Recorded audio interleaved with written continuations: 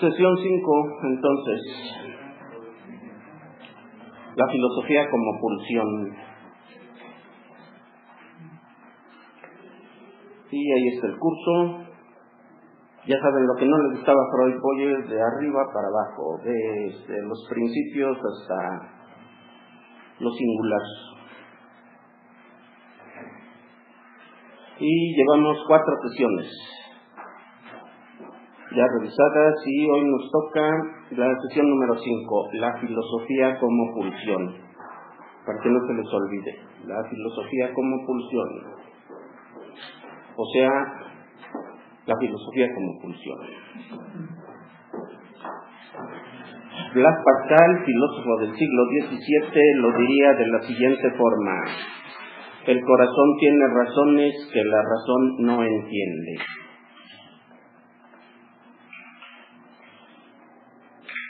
Elías Nandino, poeta mexicano, lo diría así: en sus décimas al corazón, en una de las décimas al corazón. Antes, al verte sufrir, corazón, yo no entendía, y aunque tus penas veía, nunca las pude asumir. En cambio, hoy sé compartir el suplicio que te enciende, porque ya mi vida entiende que existen, en conclusión, razones del corazón que la razón no comprende. Groucho Marx ya lo empieza a modificar y se pregunta por qué lo llaman amor cuando quieren decir sexo.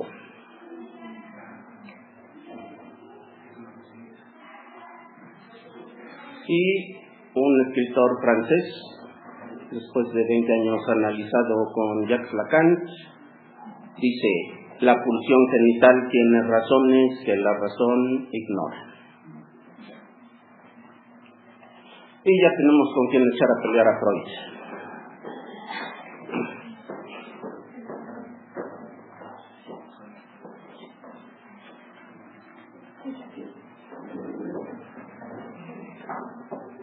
Con el peor que se pudo haber peleado. Ahí tenemos la pulsión. Y el fondo de la pulsión es, y esta es la única vez que lo voy a decir, y el fondo de la pulsión es sexual.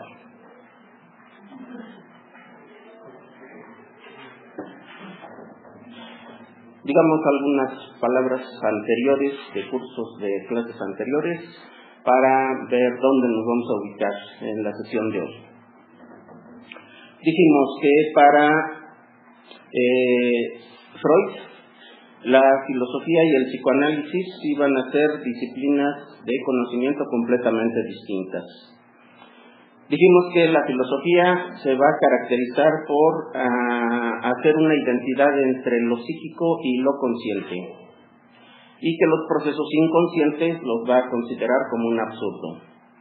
Los dejamos a un lado, no los consideramos, más que para decir son residuos de la conciencia y no tienen ningún sentido.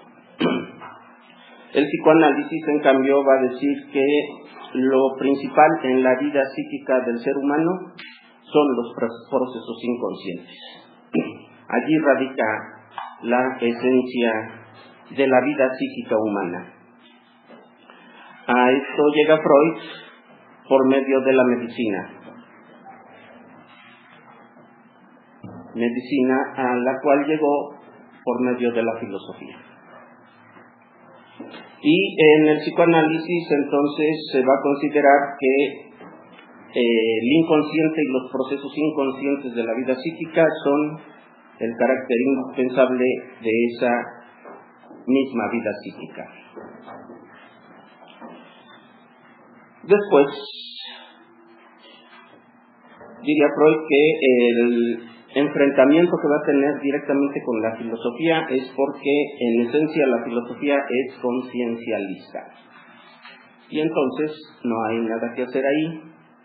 En el estudio del inconsciente, si la filosofía solo estudia la vida de la conciencia, si es simplemente conciencialista.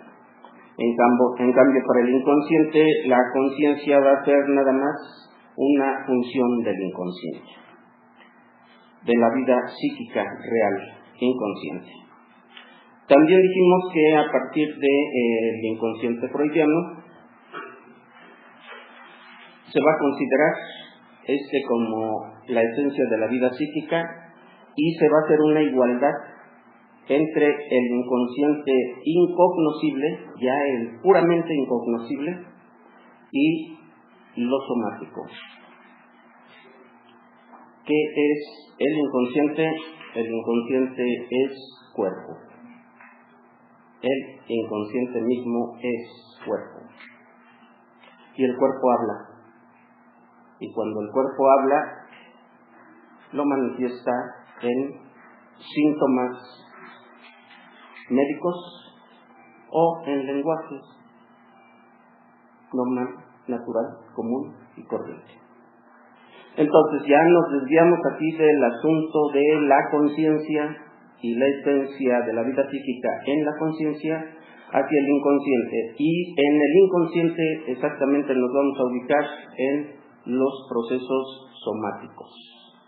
Ahí radica el inconsciente, en los procesos somáticos. La vida del cuerpo, la vida biológica del cuerpo, es donde se dan los procesos inconscientes. Por lo tanto, los procesos somáticos son lo psíquico propiamente dicho. O sea que, en principio, somos cuerpo. Y a partir del cuerpo y como manifestación del cuerpo está la mente. En los peores términos de la palabra. La biología determinando lo que es la psicología. Bueno, vayamos al tema de hoy. El inconsciente en psicoanálisis. Nos dijo Freud, hay que reformular la relación cuerpo-alma. La psicología sigue siendo un estudio del alma. Y nos dijo entonces que el inconsciente incognoscible radica en lo somático. ¿Qué de lo somático? El instinto. El instinto es donde radica lo inconsciente, pero no es el instinto natural, común y corriente, así como lo podríamos concebir. El instinto es lo que hacemos cuando ponemos la mano en un objeto al rojo vivo y que no lo conocemos y no sabemos que así está. La ponemos y ¿qué hacemos? La retiramos. Sí. Eso es instinto.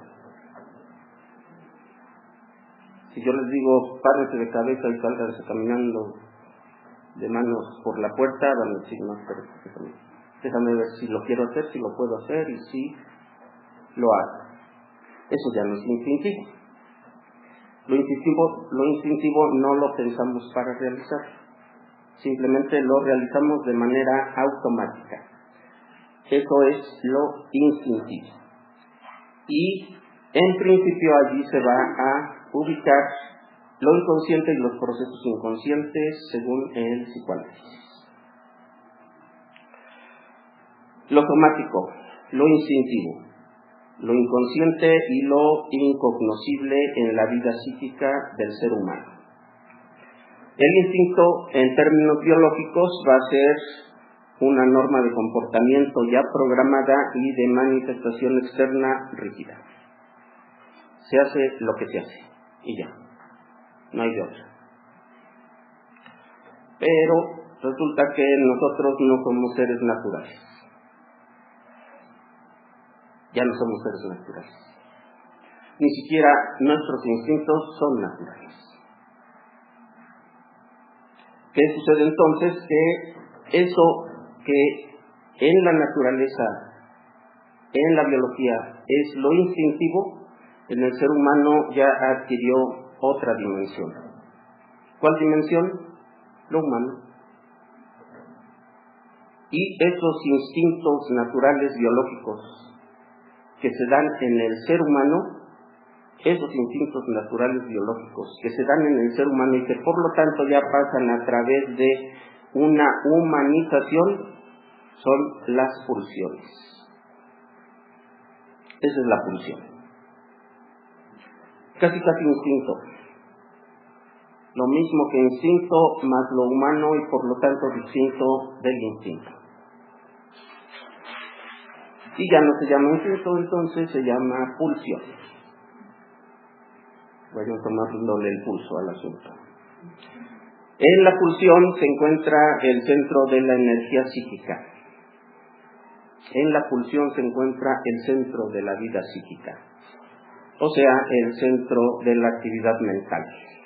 Allí radica.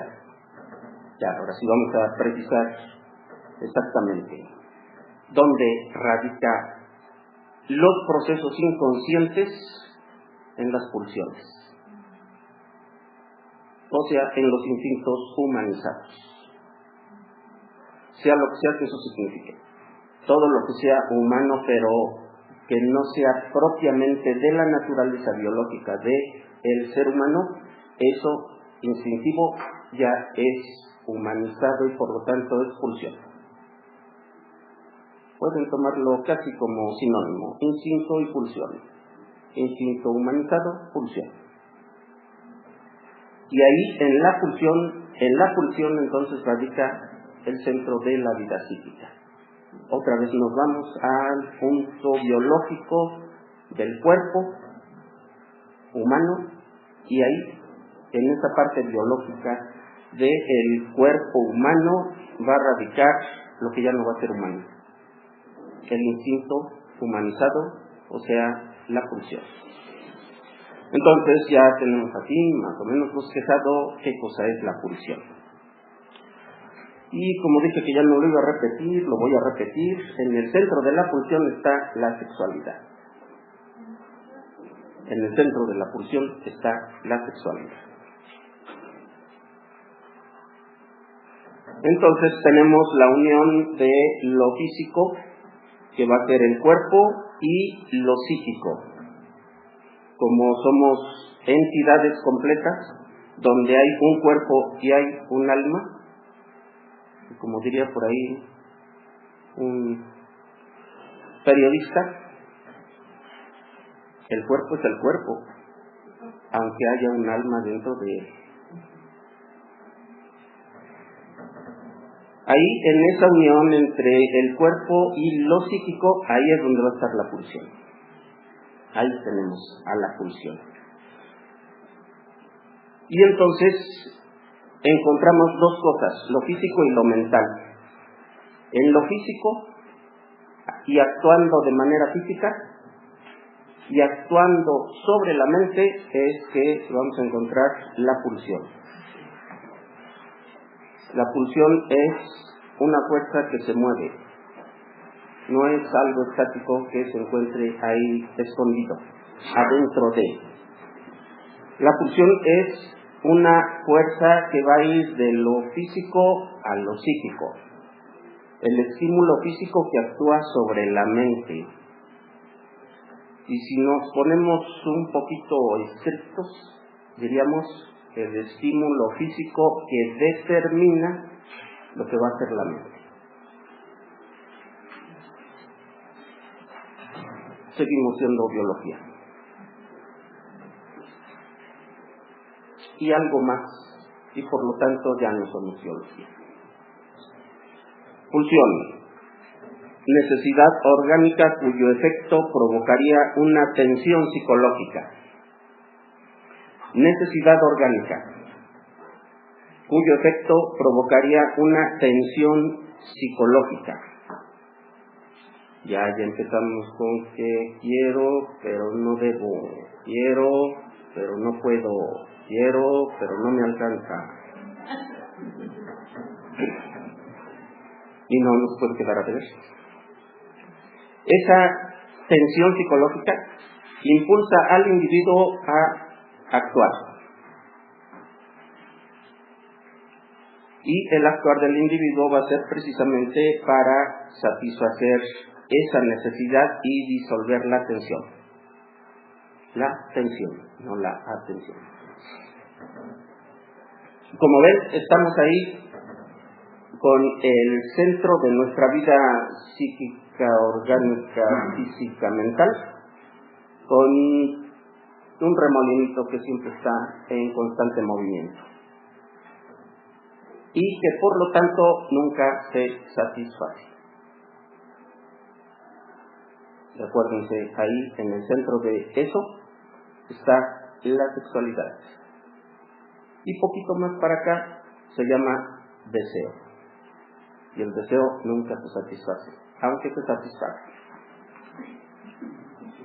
Porque se satisface y en 5 minutos ya se volvió a tener la necesidad de volverlo a satisfacer. Y esa lucha entre la pulsión de la vida y la pulsión de la muerte, esa es la vida. Pulsión de la vida, lo que tiende hacia la preservación del organismo. Pulsión de la muerte, lo que tiende a quedarse estático, por lo tanto a desaparecer.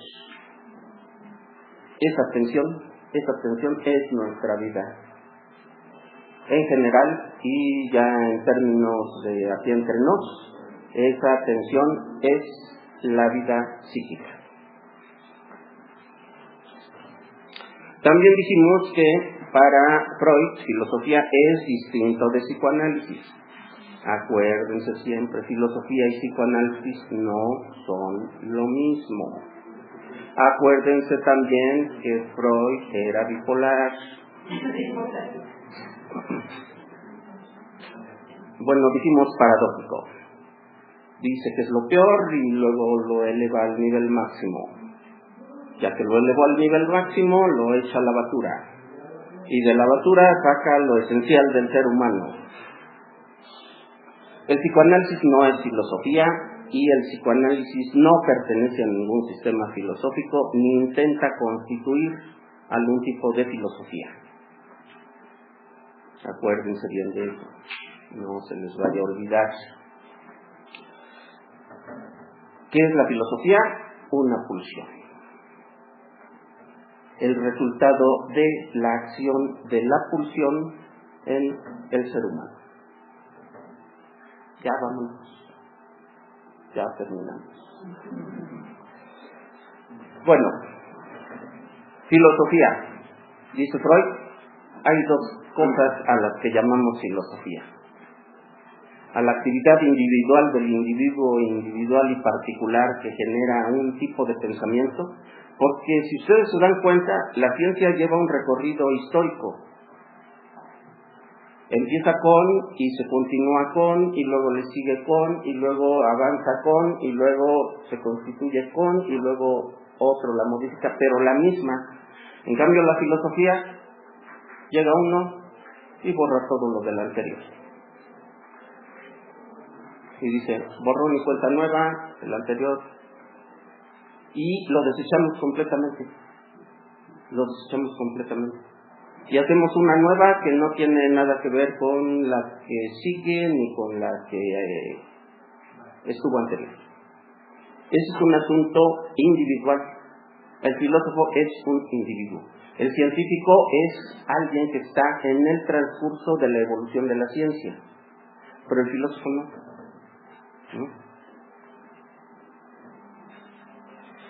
Y además, la filosofía es una institución cultural. Dentro de la bipolaridad de la que hablábamos, dijimos, ¿qué es la filosofía para Freud? La filosofía para Freud va a ser el producto de un individuo, pero también va a ser el producto de un proceso histórico, social, de la civilización. Evoluciona o no, tiene que ver con el anterior o no. Bueno, abriendo un paréntesis musical, en los cursos anteriores que yo había dado, lo que yo trato de hacer es ver cómo, si decimos vamos a ver existencialismo, recorremos desde Tales de Mileto hasta existencialismo para que vean cuál es la evolución del pensamiento filosófico. y que no es nada más asunto de que un filósofo pensó, inventó, sin tener nada que ver con el anterior y sin tener que ver nada con el siguiente. Y es una sola unidad la que se va recorriendo, la que va evolucionando y la que se va poniendo en contacto con el que pasó y con el que sigue. Se cierra el paréntesis musical. Bueno, entonces, dos tipos de actividades son a lo que Freud llama la filosofía: el producto de un individuo y lo que genera una civilización a nivel cultural. Y desde esos dos puntos de vista va Freud a abordar el psicoanálisis de la filosofía.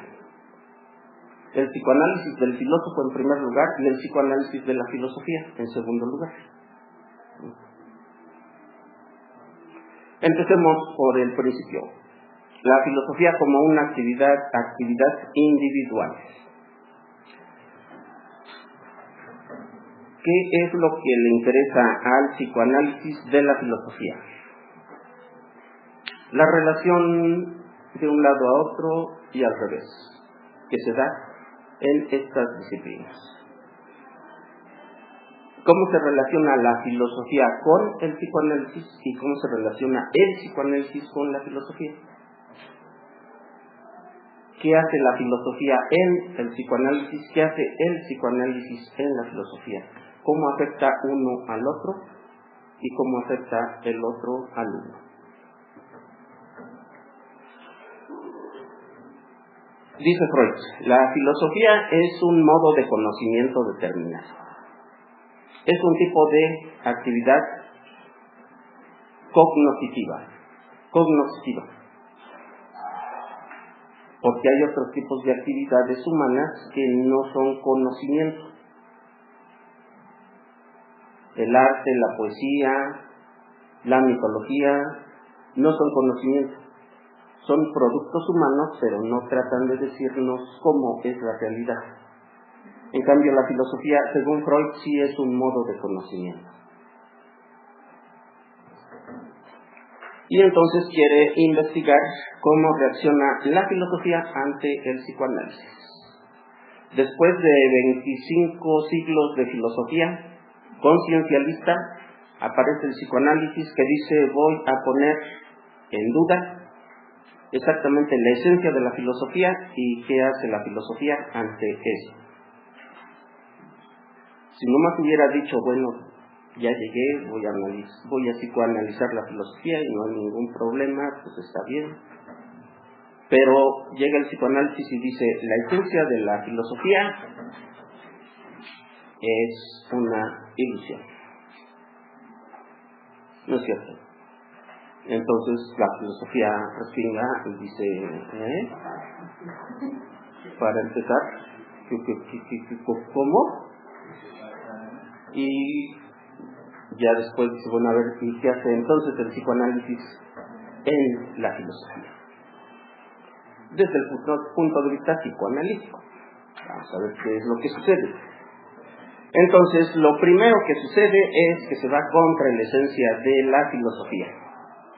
Y dice el psicoanálisis, vámonos contra el conciencialismo. La esencia de la vida psíquica humana no está en la conciencia. A ver, ¿qué les parece? La esencia de la vida humana no está en la conciencia. El psicoanálisis, el primer contacto que tiene con la filosofía es diciendo, se va a la basura. Casi nada.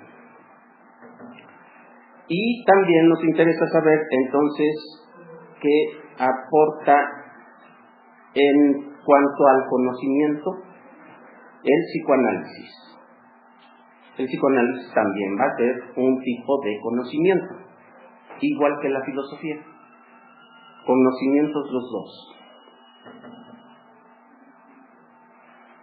No son creaciones poéticas, no son creaciones artísticas. Si la filosofía fuera puramente una creación poética, Freud no había dicho, esto es un tipo de conocimiento. Si el psicoanálisis no fuera un tipo de conocimiento, a Freud lo hubieran nominado para el Premio Nobel de Literatura y no para el de Medicina. Y lo nominaron para el Premio Nobel de Literatura. No se lo dieron. Dijeron, ¿quién sabe qué está diciendo? Puras alucinaciones, pero qué bonito lo cuenta. Lo nominamos para el Premio Nobel de Literatura. Entonces, no. La filosofía es un tipo de conocimiento. A ningún filósofo le han dado el Premio Nobel de Literatura. Sí, le han dado. A ver, pero no se le dieron el Premio Nobel. No, creo que fue de la Paz. Bueno, pero no el Premio Nobel de Filosofía ni de conocimiento en general y por lo tanto de... Pero, dice Freud, tanto la filosofía como el psicoanálisis son tipos de conocimiento. Tipos de conocimiento. Y en ese sentido es que nos interesa la relación que van a tener los dos. El psicoanálisis en la filosofía en el psicoanálisis como tipos de conocimiento. No se les olvide lo paradójico del pensamiento psicoanalítico. También le interesa a Freud reconstruir la concepción tradicional del ser humano. Si ya empezamos con la idea de que el ser humano en esencia no es conciencia, sino inconsciente, entonces se va a trastocar todo el concepto de ser humano que existió durante 25 siglos de filosofía, hasta 1900, cuando aparece la interpretación de los sueños de Freud. Reconstruir la concepción tradicional del ser humano va a ser una de las consecuencias del psicoanálisis dentro de la filosofía. O sea, nada más trastocar la concepción de la antropología filosófica en la humanidad. Si decimos la esencia ya no es esta, sino esta, pues ya se cambió todo. Ya nada más con eso cambió el concepto tradicional de lo que es el ser humano. Reconstruyamos la concepción tradicional del ser humano. Y la reconstruimos considerando como la esencia del sujeto el inconsciente. Y dice Freud, con esto se va a trastocar también la relación que hay entre el hombre y el mundo, entre el sujeto y el mundo, y entre el sujeto y su propio cuerpo, entre el sujeto y su propio cuerpo. Porque desde Platón, y sobre todo ayudado por el pensamiento cristiano, el cuerpo fue la cárcel del alma. Y ya por ahí de Foucault, el alma fue la cárcel del cuerpo. Entonces vamos a trastocar la concepción del ser humano. ¿En qué sentidos? En cuanto a la relación del sujeto con el mundo, con la realidad, en su totalidad, y el conocimiento de la realidad en su totalidad, o sea, en la filosofía, y vamos a reinterpretar el concepto de la relación entre el sujeto y su propio cuerpo. O sea, esa esencia humana que se consideraba la conciencia y lo mental, en realidad radica en lo corporal. La esencia del sujeto está en el cuerpo, es el cuerpo. Y ahí tenemos muy tímidamente apareciendo la conciencia. Si no lo acaban de ver, ahí está. Y ahí está el inconsciente, ya, con su superioridad dentro de la concepción psicoanalítica del ser humano. Y nos vuelve a decir Freud, no, establecer una relación nueva entre el sujeto y el mundo, y el sujeto y su cuerpo, no es una nueva concepción del mundo. No queremos hacer filosofía. No es una nueva Weltanschauung. No es una nueva concepción del mundo. Es una nueva concepción del sujeto y su relación con el mundo. Es una nueva relación del sujeto y su relación con su propio cuerpo. En este sentido, el psicoanálisis toma a la filosofía como objeto de estudio. Ya no estamos hablando de la filosofía como algo que va a intervenir en el psicoanálisis. Ya no estamos hablando de la filosofía como algo que va a ser afectado por el psicoanálisis, sino vamos a tomar a la filosofía como objeto de estudio. El ratón de laboratorio es la filosofía. Vamos a diseccionarla. Y dice Freud, el discurso filosófico está sometido a las leyes pulsionales de la individualidad que opera en tal discurso. La filosofía surge de la pulsión del sujeto. ¿Y qué hay en el centro de la pulsión? ¿Y qué hay en el centro de la pulsión? El deseo y la sexualidad. Ya les dije que no lo vuelvo a repetir. Entonces, lo que quiere Freud es encontrar los fundamentos afectivos de la individualidad y su relación con la función de la filosofía. Ese es el psicoanálisis del filósofo. Pasen a ver al chango y lo que tiene adentro.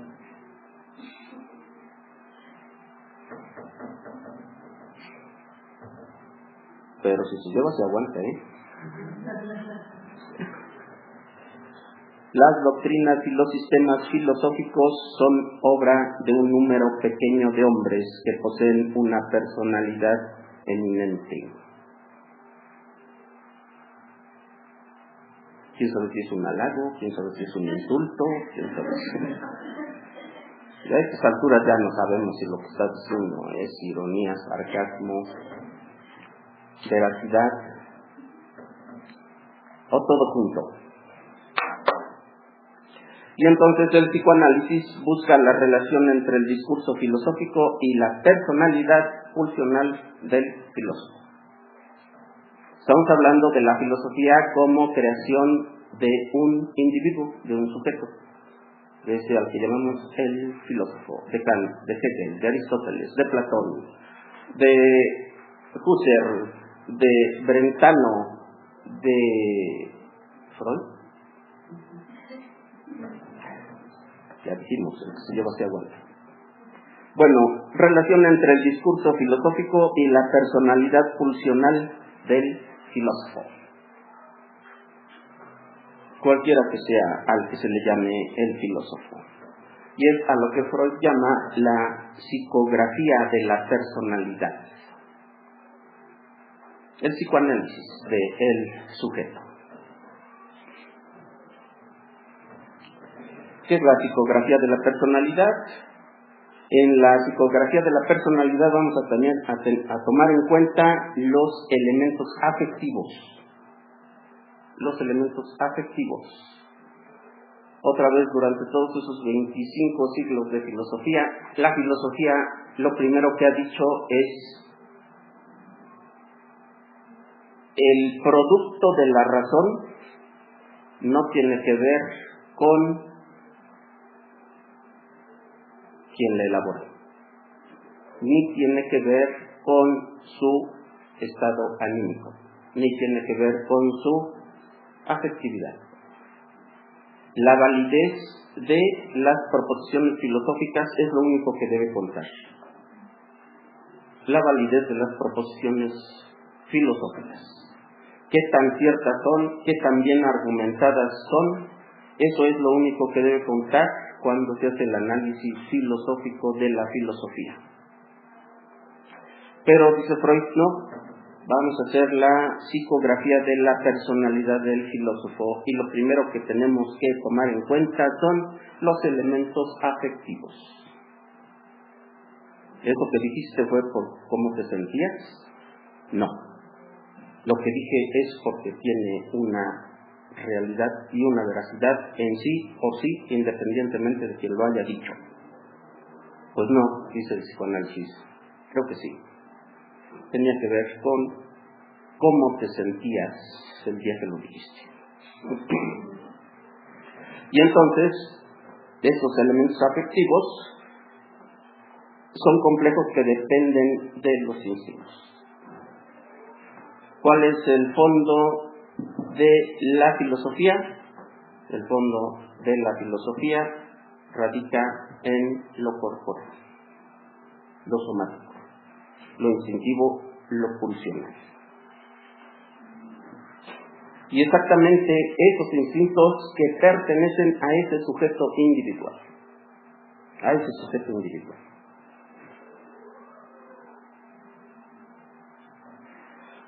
Y entonces vamos a tener unidades afectivas básicas, o sea, propias de todos los sujetos. Y vamos a tener también configuraciones pulsionales de la individualidad. Las pulsiones son las que determinan cómo va a ser la individualidad del individuo. Y dependiendo de esa forma individual de ser del individuo, es como se va a generar el pensamiento filosófico. De allí surge la filosofía. O sea que la filosofía no es algo así como que pues, yo me siento, pienso y genero independientemente de todo y sin tener que ver con nada, con nadie, ni conmigo mismo. Solo mi razón habla.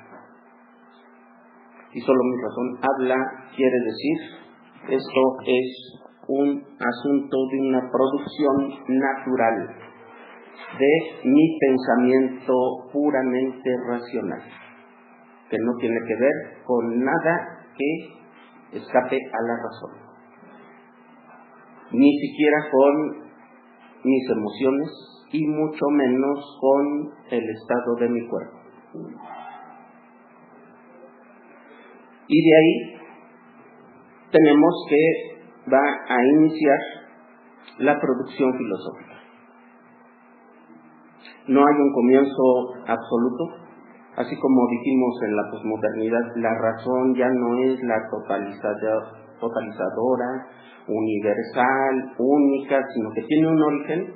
También el producto de la razón no es algo que aparezca así como por generación lógica espontánea, sino que es un producto lógico que surge de lo pulsional. Y ese producto final va a ser la realización de la filosofía. Finalmente tenemos un producto que se llama la filosofía, que en realidad es un producto de las pulsiones individuales. Y se pregunta entonces Freud, bueno, ¿y la universalidad de la filosofía? ¿Y la objetividad de la filosofía?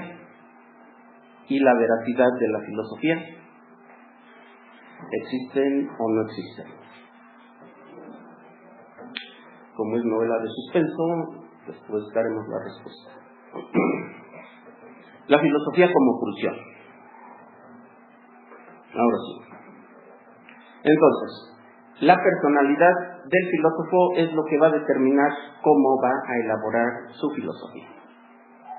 La personalidad, que surge a partir de sus pulsiones, sus emociones, sus sensaciones, sus traumas, sus deseos, la forma de realizar o no realizar sus deseos.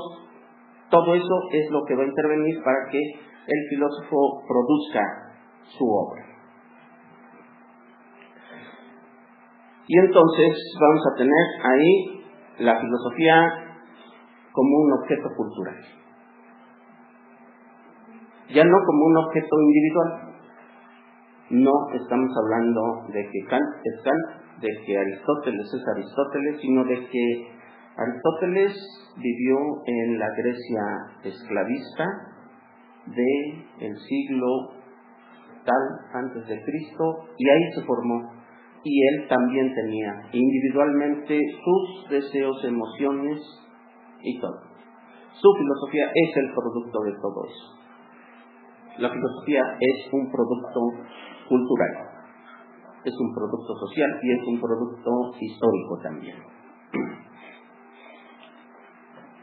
Con esto pretende Freud esclarecer la obra supuestamente objetiva, que es a lo que llamamos la filosofía. Es lo que se produce como filosofía y que consideramos que es algo que se produce sin tener que ver nada más que con la razón. Habrá que analizarla, a ver si de veras cumple esos requisitos. Y tiene que diferenciarse lo subjetivo de lo objetivo. O sea que para empezar, dice Freud, sí hay algo objetivo en la filosofía. Pero hay mucho más subjetivo que objetivo.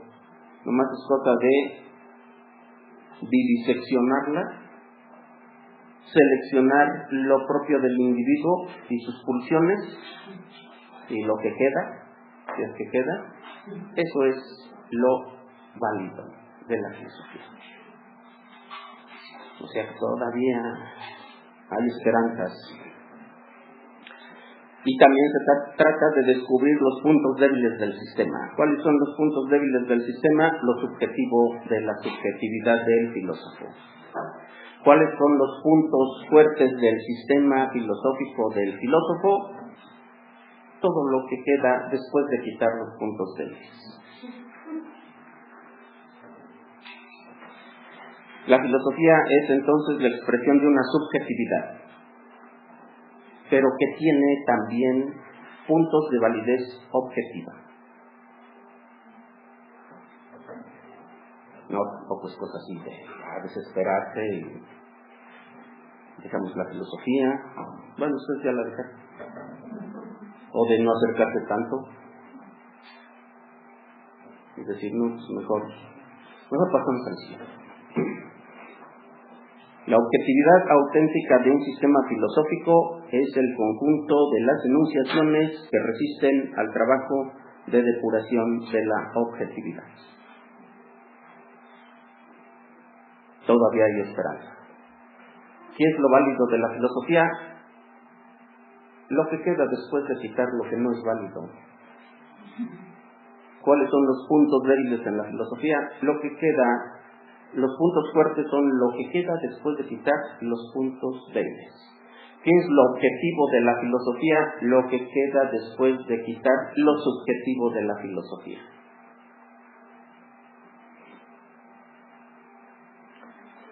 Y, según Freud, el psicoanálisis nos va a dar los instrumentos para realizar esa vivisección de los puntos débiles y los puntos fuertes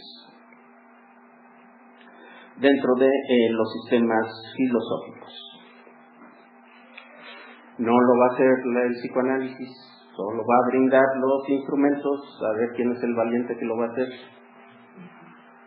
Nos va a decir, con esto y con esto, ustedes pueden ver cuál es lo objetivo y lo subjetivo de la filosofía, cuál es lo válido y cuál es lo no válido de la filosofía, cuál es lo que se refiere a la realidad real del mundo exterior y cuál es lo que se refiere nada más a la realidad subjetiva del filósofo. Solo queremos caracterizar psicológicamente una doctrina. Por lo tanto, hay dos tipos de enunciados filosóficos. Ustedes toman una obra filosófica y van a encontrar dos tipos de enunciados en esa obra filosófica. Los que cumplen una función lógica normal. ¿Qué tan normal? Pues lo que queda después de quitar lo anormal dentro de lo normal. Si le ponemos comillas, ya lo normal no es normal. Y los enunciados que por su origen subjetivo cumplen una función que solo es pseudológica. No, pues creo que ya no dijo nada. Con normal, con comillas, pues como que ya. Quitémosle las comillas. Hay enunciados filosóficos que cumplen una función lógica, normal. Esos son los puntos fuertes. Y hay enunciados que tienen un origen subjetivo del sujeto individual que es el filósofo y que solamente cumplen una función que quiere ser lógica, pero que no lo es. Quiere hablar del mundo, pero no lo logra. Quiere decir esto tiene validez de verdad en conocimiento, pero no es cierto.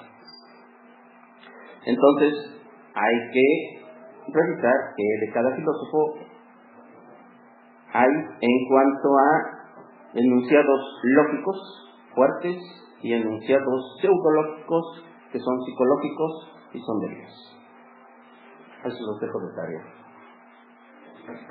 Porque si nos ponemos a hacer así el psicoanálisis de cada filósofo, nos quedamos con tales de Mileto nada más. Concepto. El concepto lógico. Estamos aquí hablando de la lógica. ¿Qué es el concepto en lógica? El concepto en lógica es la palabra que designa al objeto de conocimiento. Y ya estamos hablando aquí de objetividades. Ahí está el objeto que voy a conocer. Abstraigo sus características, selecciono una palabra y esa palabra designa la esencia del objeto. Eso es en lógica un concepto. Eso es un concepto. Bueno, pero en lógica, porque en psicoanálisis el concepto es lenguaje simbólico. Hace posible el tratamiento del significado pulsional.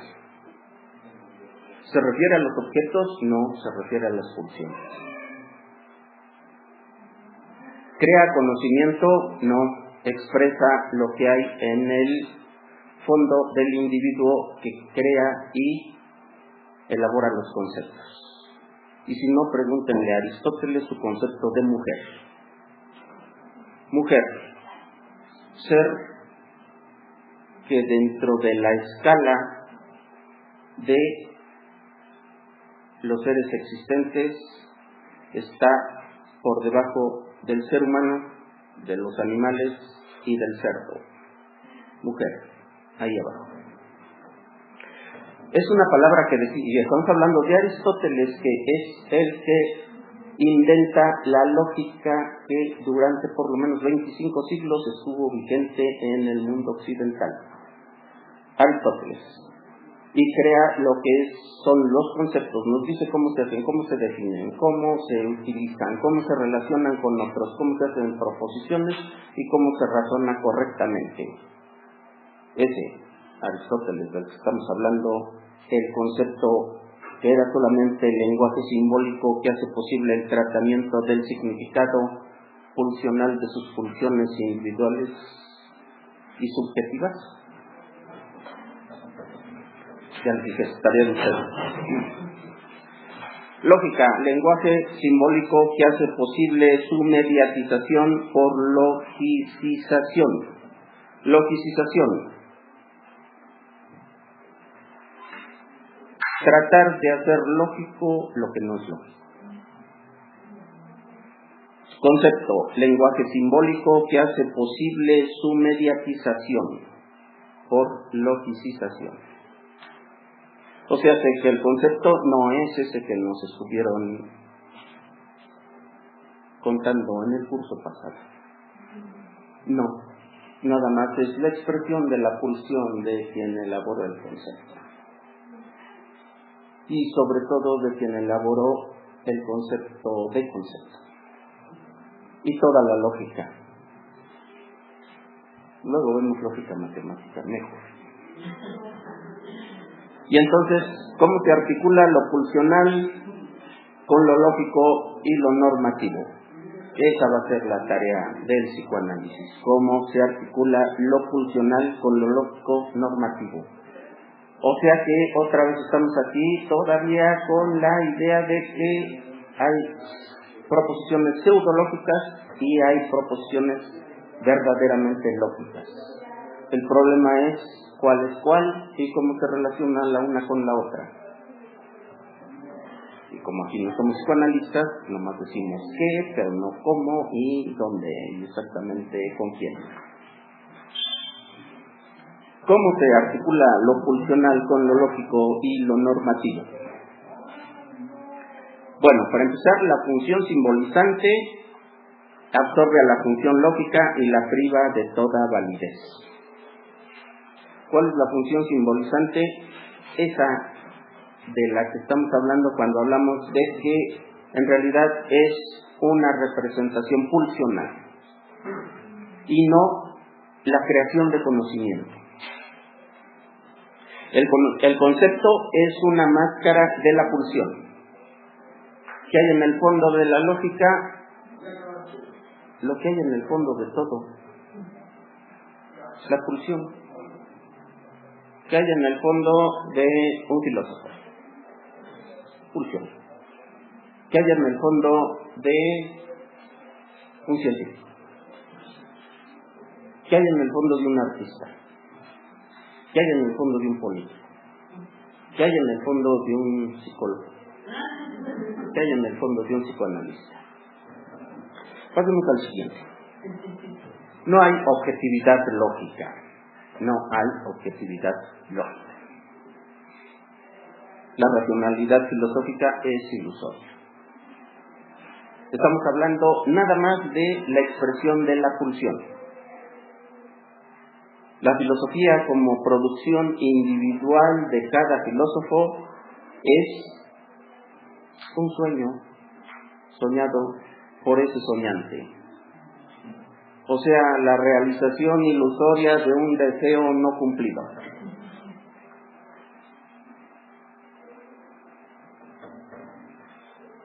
Bueno, pero también la función simbolizante puede esclarecer globalmente el proyecto filosófico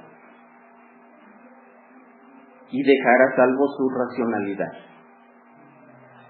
La racionalidad que sí se relaciona con el mundo real que quiere describir tal y como es, y del cual nos va a ofrecer un conocimiento cierto. El concepto conserva su racionalidad inmanente. El concepto conserva su racionalidad inmanente. O sea que de entrada ya nos está diciendo Freud, el concepto tiene una racionalidad propia, suya, ahí. Que aquel lo use según sus traumas es otra cosa, pero de que lo tiene, lo tiene. Porque si no lo tuviera, ¿qué significado tendría el psicoanálisis? Y otra vez nos metemos en las mismas paradojas. La función simbolizante absorbe a la función lógica y la priva de toda validez. Y si se lo aplicamos al psicoanálisis, es una pura función simbolizante que priva a sus conceptos de toda validez y que solo nos tiene que remitir al resultado pulsional de los traumas del psicoanalista. Pero no. El concepto también tiene una racionalidad propia suya inmanente. Sí hay racionalidad filosófica. Sí hay racionalidad filosófica. Estos son los dos asuntos que hay que diferenciar dentro de un sistema filosófico específico, para saber cuál parte de ese sistema es la pura realización ilusoria de un deseo reprimido y cuál es la descripción objetiva de un mundo objetivo.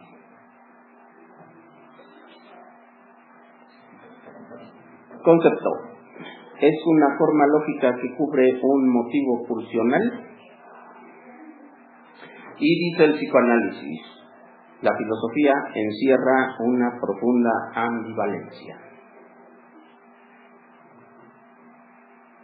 Y lo primero que dijimos del psicoanálisis y su relación con la filosofía fue, esta relación encierra una profunda ambivalencia. La racionalidad es la expresión de un motivo pulsional. Y también hay un simbolismo conceptual lógico en la filosofía, según el psicoanálisis. Y como el psicoanálisis es filosofía, entonces Ya saben, aquello de los carteles, de la carretera, que si el cartel se refiere a los otros carteles o a sí mismo.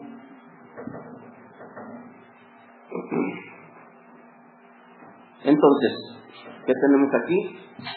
Dos cosas. Uno, la filosofía es una racionalidad sobre el mundo y lo define y lo explica. O bien, la filosofía es la realización ilusoria de un deseo no cumplido y por lo tanto no tiene mayor validez. ¿Qué hay en la filosofía de cada filósofo individual? Las dos cosas.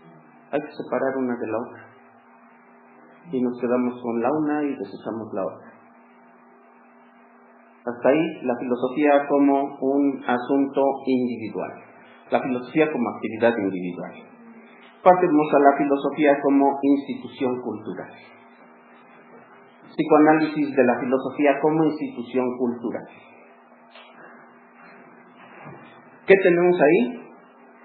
Tenemos que a lo largo de la historia de la civilización y a lo largo de la historia de cada una de las civilizaciones ha habido formas culturales que la expresan.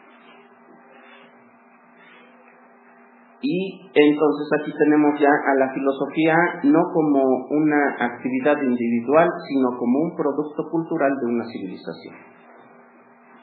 Producto cultural de una civilización. Ahí está, la filosofía como objeto psicoanalítico. Ya no el filósofo como objeto del psicoanálisis. Ahora, la filosofía como objeto del psicoanálisis. Ya hicimos el psicoanálisis del sujeto, ahora hagamos el psicoanálisis de la filosofía.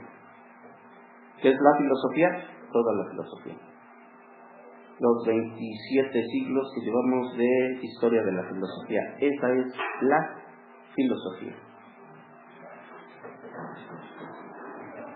La filosofía como institución cultural.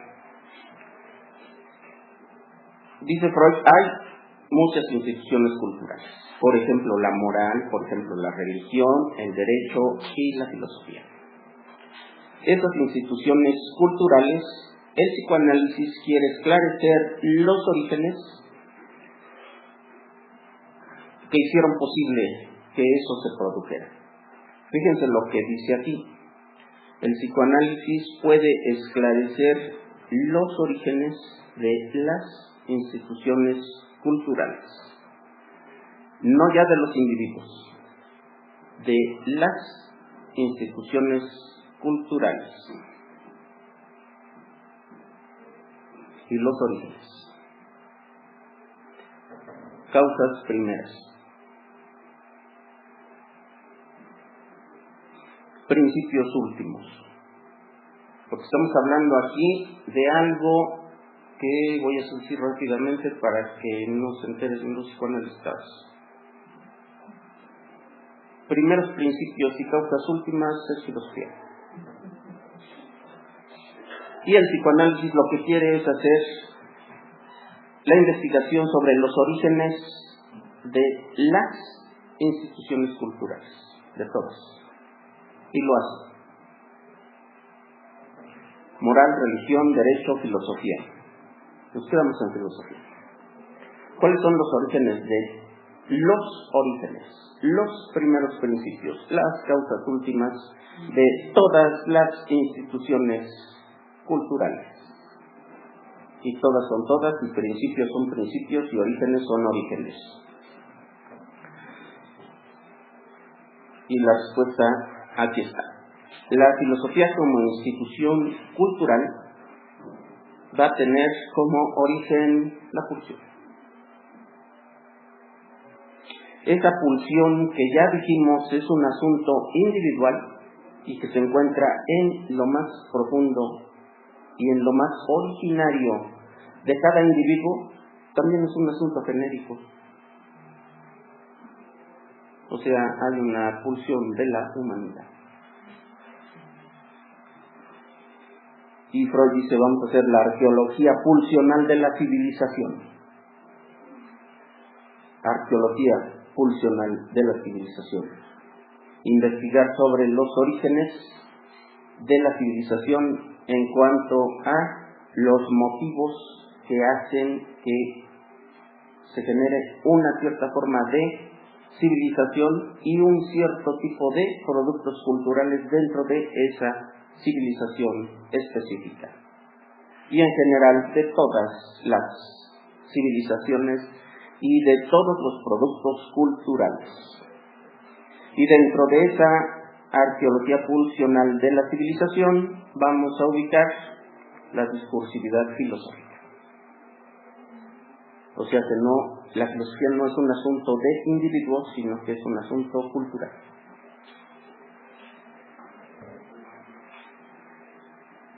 La filosofía como institución cultural. Dijimos que el psicoanálisis puede y va a esclarecer los orígenes de las instituciones culturales. Y dentro de esas instituciones culturales, una va a ser la filosofía. Y quiere Freud revelar los móviles que han determinado su creación. O sea, rastrear las situaciones psicológicas primitivas de la civilización para ubicar ahí el origen, entre otras cosas, de la filosofía. Situaciones psicológicas primitivas, entiéndase pulsión. Y dentro de la pulsión, ya dije que no lo iba a decir, la sexualidad y el deseo. El deseo es sobre el deseo sexual. Entonces allí tenemos una comparación entre la filosofía como actividad individual y la filosofía como institución cultural. La filosofía como actividad individual es un producto arbitrario que corresponde a un sujeto particular cuyos procesos psicológicos, conscientes e inconscientes, tienen muchas contingencias psicológicas. Estamos hablando de un individuo, estamos hablando de la persona y de la personalidad del filósofo que hace la filosofía o un sistema filosófico en específico. Eso, la filosofía considerada como actividad individual. Ahora, considerada como institución cultural, la filosofía como producto cultural de una civilización tiene consideraciones más profundas. ¿Por qué? Porque va a abarcar a toda la humanidad. Y toda la humanidad tiene un solo origen. Vamos a buscar estructuras globales dentro de su naturaleza cultural. Vamos a remitirnos nuevamente a una necesidad pulsional. La pulsión, otra vez allí metida. Y se va a manifestar como una expresión cultural global de la civilización. O sea que no, la filosofía de Aristóteles no se refiere solamente al pensamiento de un individuo llamado Aristóteles. La filosofía de Aristóteles habla de la sociedad en la que Aristóteles se encontraba y según el desarrollo que esa sociedad había tenido. La filosofía que se crea en el siglo XX, el pensamiento de Lacan, no es un asunto que haya surgido de la nada y que se haya dado nada más allí y porque sí, porque era muy inteligente.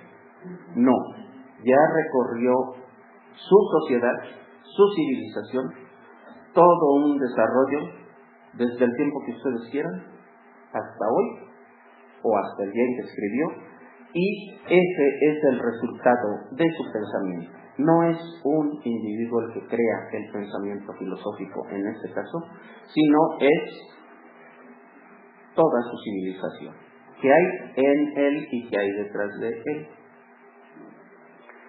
Y eso es lo que el psicoanálisis quiere investigar. La filosofía como institución cultural con estas consideraciones. como institución cultural. Se pregunta Freud, ¿cuál es el esquema originario de todas las construcciones filosóficas particulares? Y vamos a señalar aquí varias palabras. Ya les descubrí el secreto.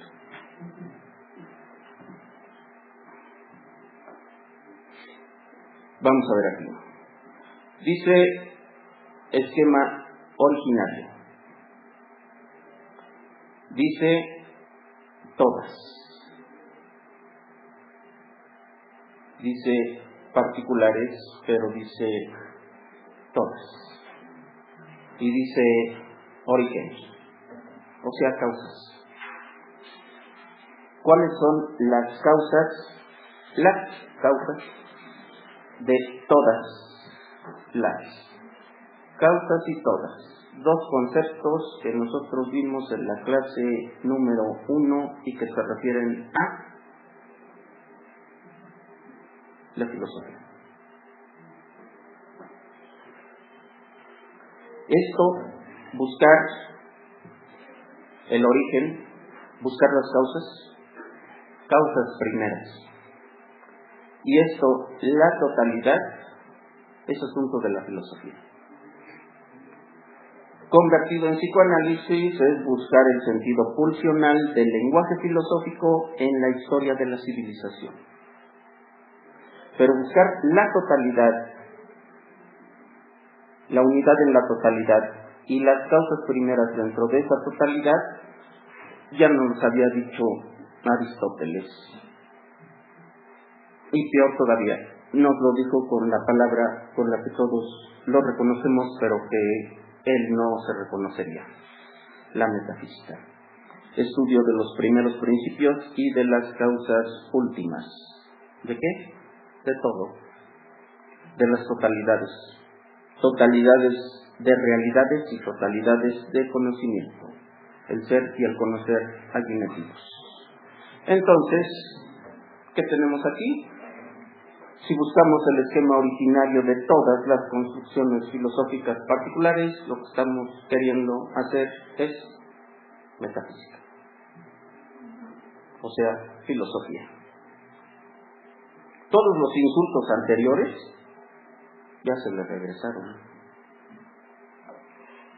Y ahí tenemos ontología, intento de explicación racional sobre el fundamento último de la totalidad de lo real. Epistemología, intento de explicación racional sobre el fundamento último de la totalidad del conocimiento. Allí tenemos las totalidades. Y en la metafísica, la búsqueda de las causas primeras, causas últimas y principios primeros. Bueno, aquí dijimos, vamos a ver, aquí dijimos, ¿qué quiere hacer Freud? Buscar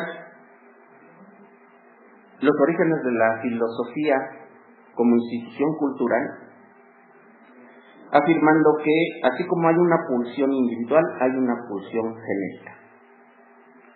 Y que así como hay una pulsión genérica, entonces lo que necesitamos es una arqueología pulsional de la civilización, dentro de la cual ubicamos la discursividad filosófica.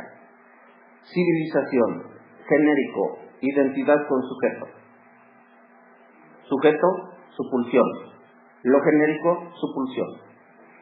Búsqueda de lo pulsional en la civilización, búsqueda de lo pulsional en el sujeto.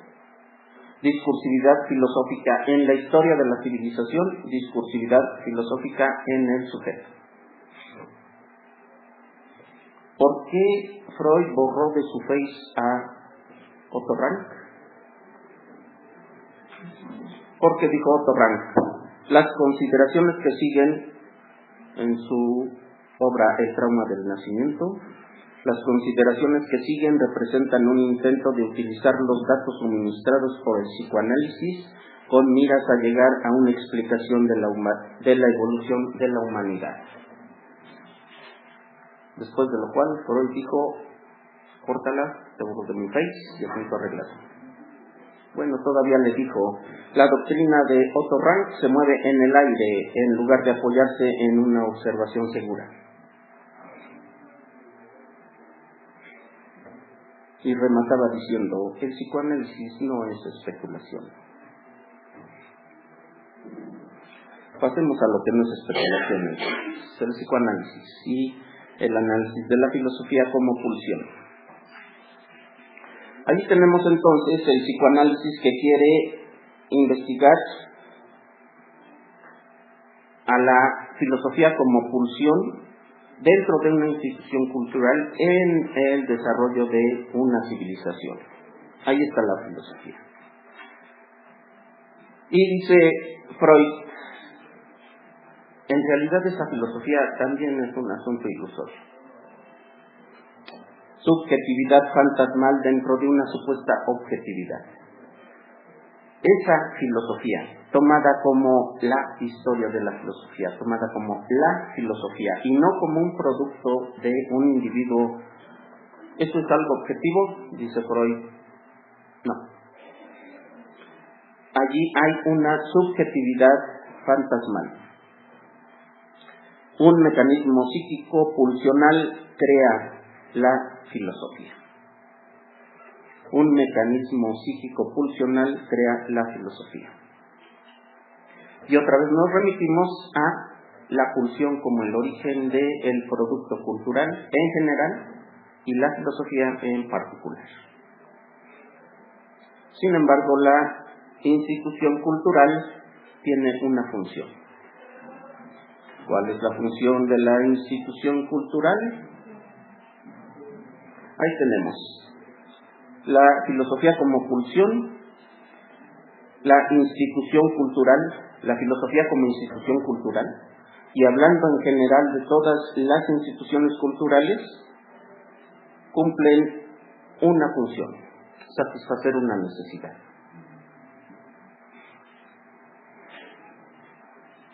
En toda institución cultural hay un fundamento antropológico.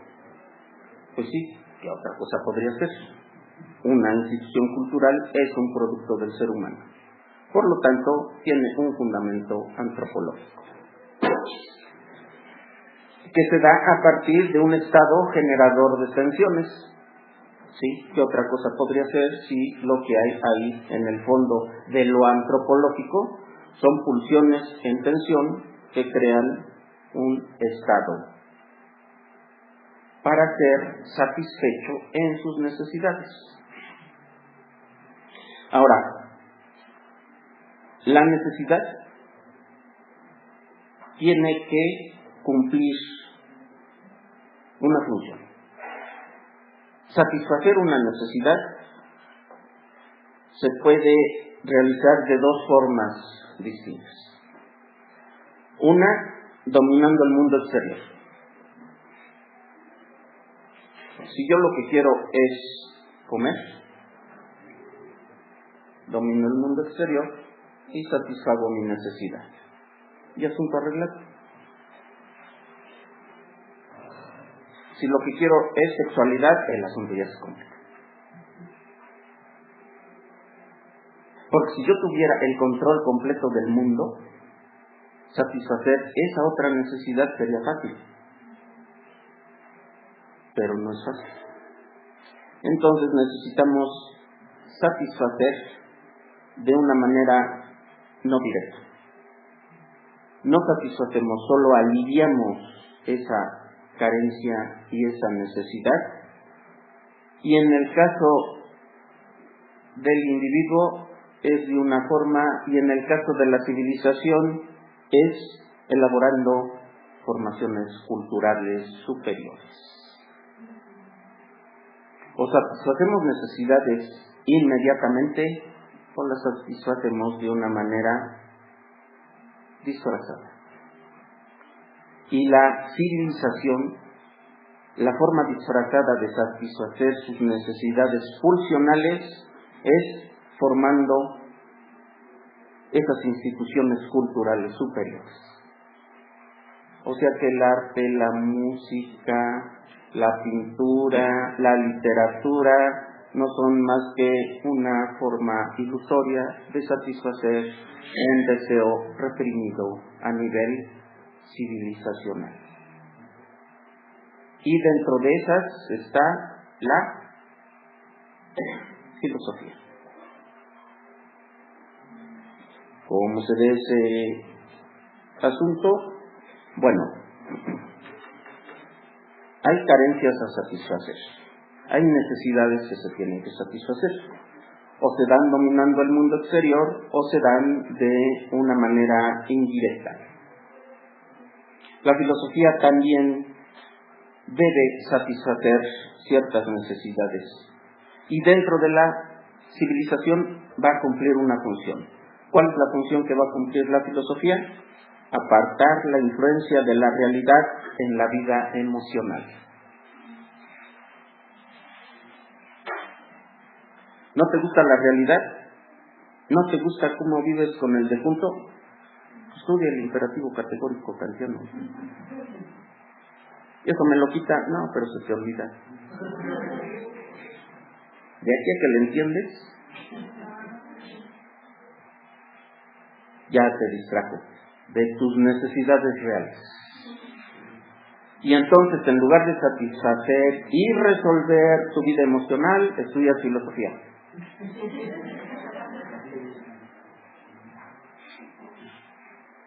Y si bien te va, encuentras la respuesta. Si no, te la pasas revolcándote con que ya ven, aquí dice que el imperativo categórico me debo aguantar y pues me aguanto. Y no. Lo único que hace es apartarte de tu vida emocional, de la realidad de tu vida emocional y desviar tu atención a el espíritu absoluto que se desenrolla y se vuelve naturaleza y después se vuelve historia y llega a concretizarse en ese momento histórico de la humanidad, con tal de no resolver el problema con el vecino. Esa es la función de la filosofía. Apartar la influencia de la realidad en la vida emocional. No solamente es una creación ilusoria de un deseo reprimido, además su función es que sigas sin darte cuenta de cómo es tu miserable vida.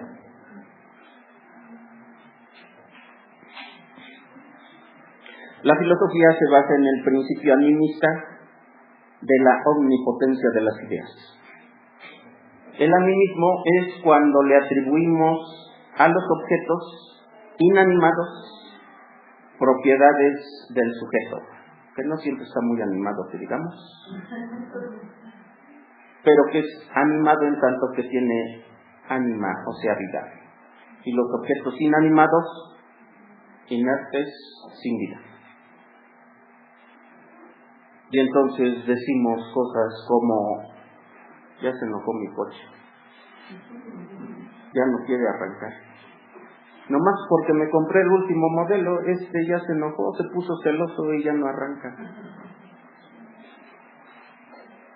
O decimos, le puse música clásica a mis plantitas y se animaron.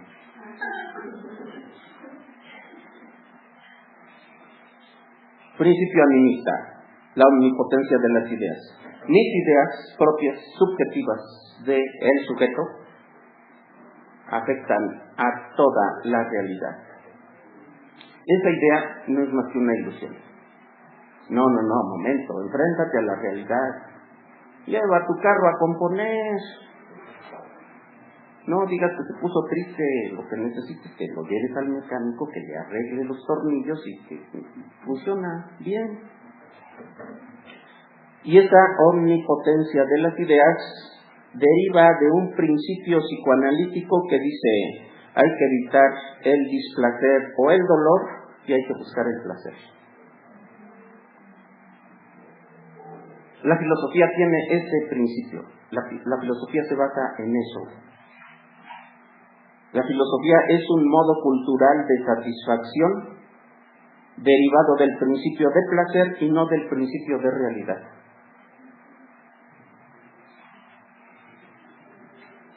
La filosofía tiene como fundamento el principio de placer y no el principio de realidad. No veas la realidad. Mejor estudia filosofía.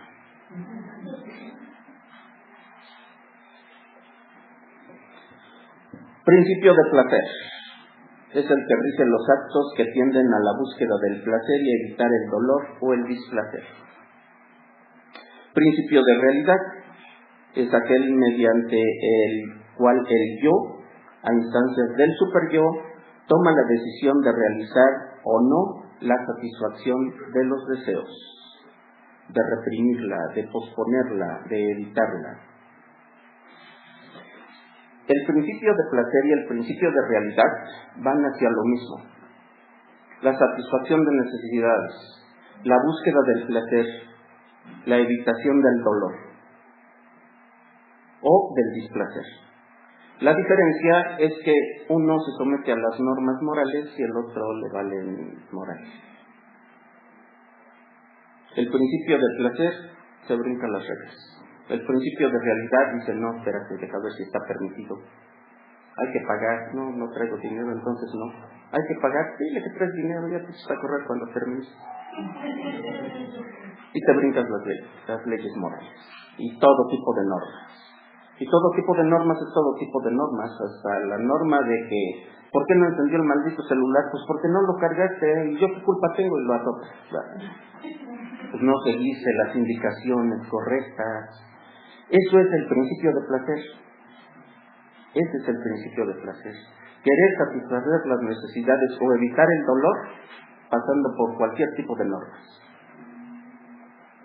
Querer, no realizarlo. Porque ni uno ni otro lo logran, pero a este le va peor que a aquel. El principio de realidad es aquel según el cual quieres satisfacer las necesidades, buscas el placer, evitas el dolor, sometiéndote a las normas del superyo.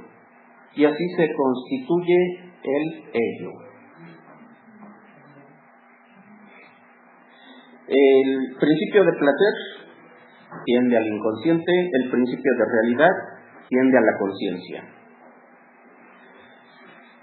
El principio de placer tiende a la inmediata satisfacción de los deseos, realmente o en la fantasía,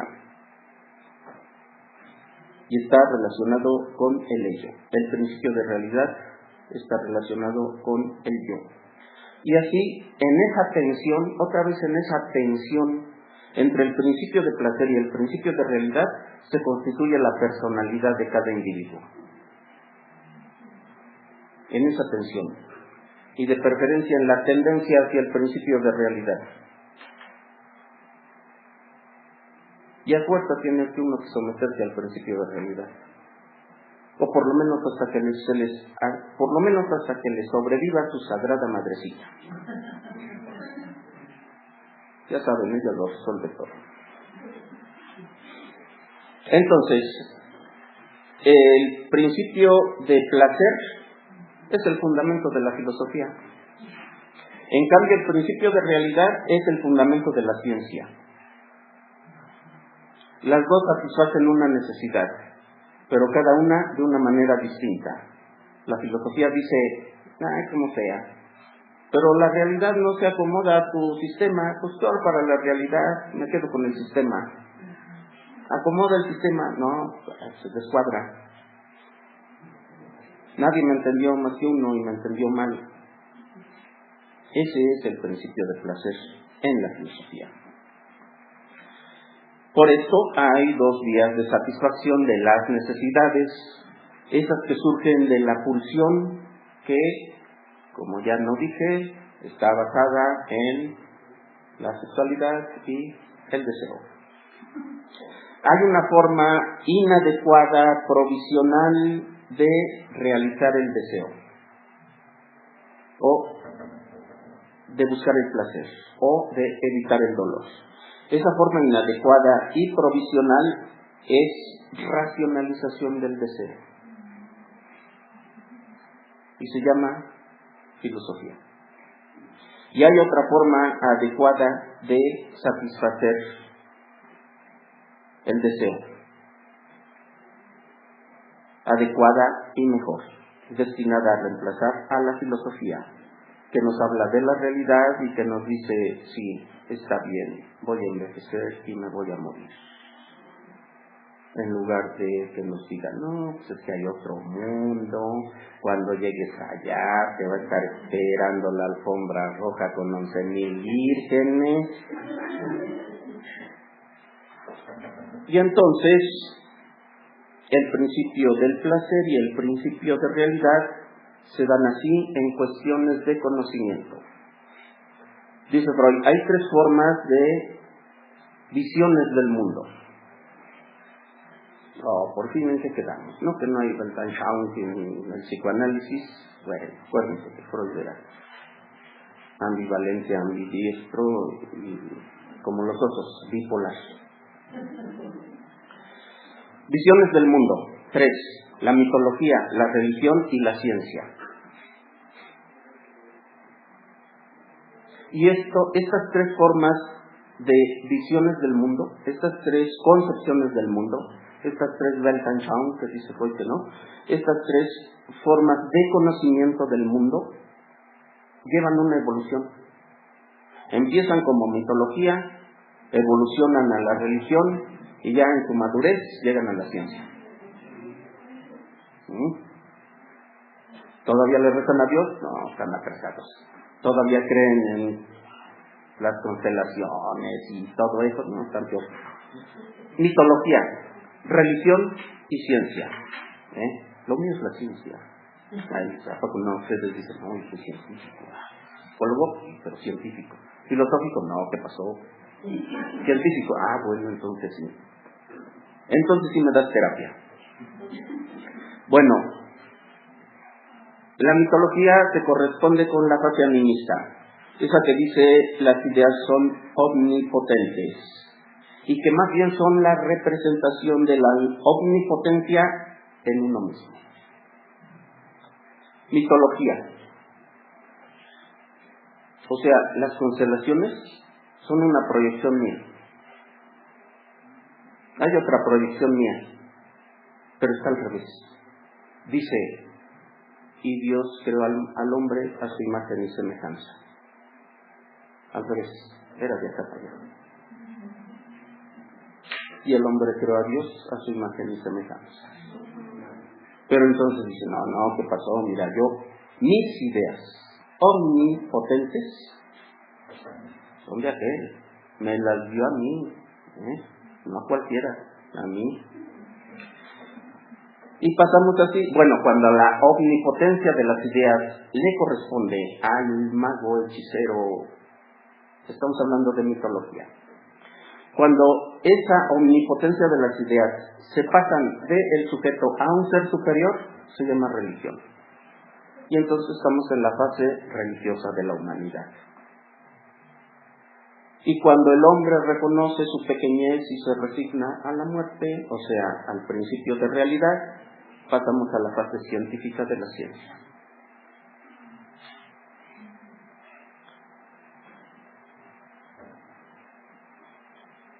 ¿Y qué pasó con la filosofía? La filosofía se quedó entre el arte y la ciencia. El arte es una institución cultural que actualmente, en el presente, conserva rasgos de animismo. Es la fase animista que no dejó la humanidad allá, en la época animista, que la trajo al presente y que la sigue conservando. Allí sigue la omnipotencia de las ideas y la omnipotencia a sí mismo. Y ahí tenemos a el artista creador de mundos. Y le damos el premio Nobel a García Márquez por todo el mundo creado de Macondo y una realidad alterna a la que tenemos. Todo saliendo de aquí, la fase animista allí puesta. El arte actualmente está en esa fase animista, todavía. En la actualidad, la ciencia ya rebasó esas etapas y esa fase científica actual ya es el haber rebasado las 12 capas anteriores, la animista y la religiosa. Pero la filosofía se quedó entre las dos. La filosofía participa de las dos. Por un lado, trata de dominar lo real. Y de decir, voy a conocer lo real, voy a abarcar lo real y las totalidades. Y entonces le proyecta sus características subjetivas a la realidad. Y crea una filosofía. Pero también es la racionalización de lo real. O sea, es la forma de aprender de manera cognitiva lo que es la realidad, como lo hace la ciencia, pero no lo logra como la ciencia. La ciencia hace otro tipo de actividades. Y la ciencia sí llega a la madurez, la filosofía se queda ahí dando vueltas entre lo artístico y lo científico, lo científico y lo artístico, el animismo y el conocimiento de la realidad, la madurez y la infancia, el principio de placer, el principio de realidad, y no se decide por ninguno. Lo que sí es cierto es que caracteriza a la filosofía el narcisismo. Y ya desde el otro día dijimos que Freud llegó y se fue contra el narcisismo de la humanidad en su tercera etapa. Ya dos habían ido contra el narcisismo de la humanidad en términos cosmológicos y en términos biológicos, Copérnico y Darwin. Y hablando de narcisismos y narcisismo filosófico, no solo ese que dice todo es lo que yo quiero que sea, sino aquel que dice la conciencia es lo esencial del sujeto, y como yo soy sujeto, lo esencial en mí es la conciencia. Contra ese narcisismo, Freud se fue y dijo, el yo no es dueño y señor ni de su propia casa. La conciencia es una conjunción de pulsiones.